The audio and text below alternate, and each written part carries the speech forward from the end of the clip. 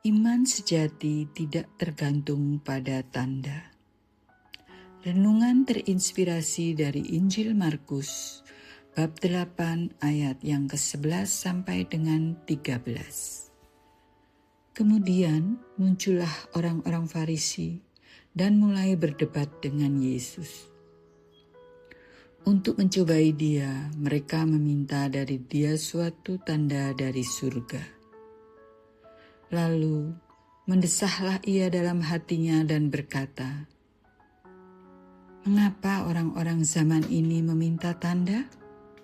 Sesungguhnya aku berkata kepadamu, kepada orang-orang ini sekali-kali tidak akan diberi tanda."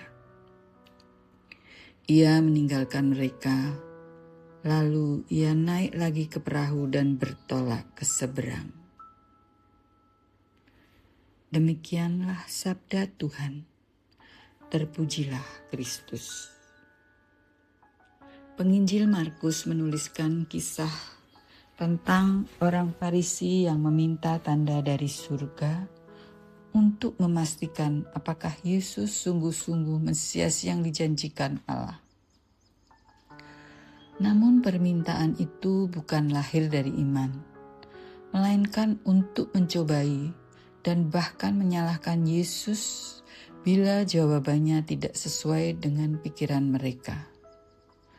Yesus yang mengetahui isi hati manusia, mengeluh atas kedegilan hati mereka dan berkata bahwa angkatan ini tidak akan diberi tanda. Ia pun meninggalkan mereka sebab ia tahu bahwa mereka tidak akan percaya. Dengan demikian, orang Farisi kehilangan kesempatan menerima kehadiran Yesus karena ketidakpercayaan mereka.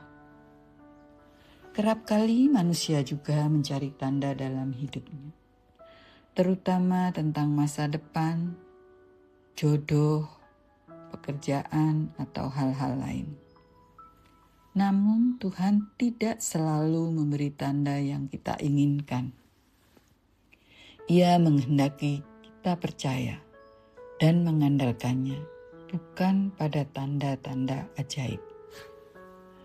Saya sendiri pernah mengalaminya. Di awal tahun 1989, ketika ditinggalkan pacar, saya merasa hancur. Saat itu saya belum bekerja dan belum menjadi Katolik, meski sudah dibaptis di gereja non-Katolik. Saya memaksa Tuhan untuk mengikuti keinginan hati. Tetapi akhirnya saya sadar bahwa saya harus lebih bersandar kepadanya.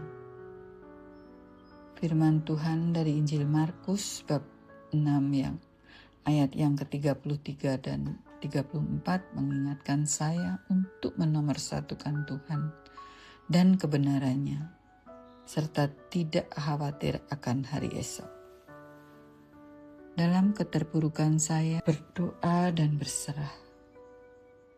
Mukjizat terjadi.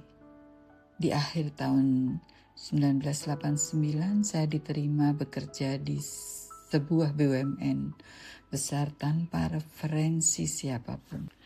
Setelah 2 tahun saya menganggur, Tuhan membuka jalan yang tidak pernah saya bayangkan.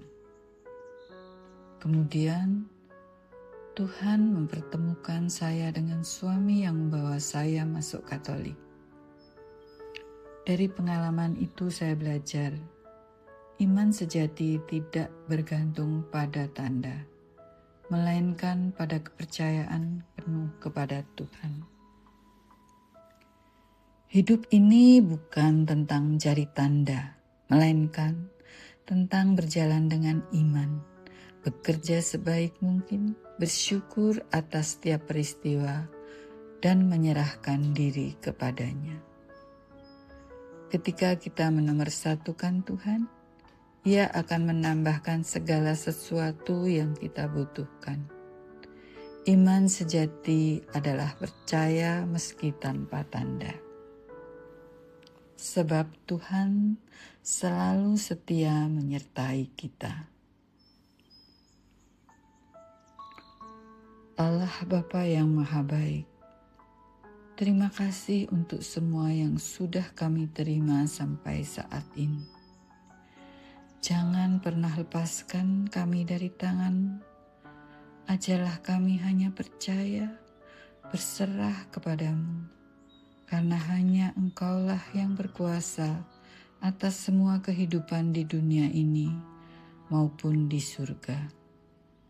Kuatkanlah iman kami untuk lebih berserah dan percaya kepadamu. Amin.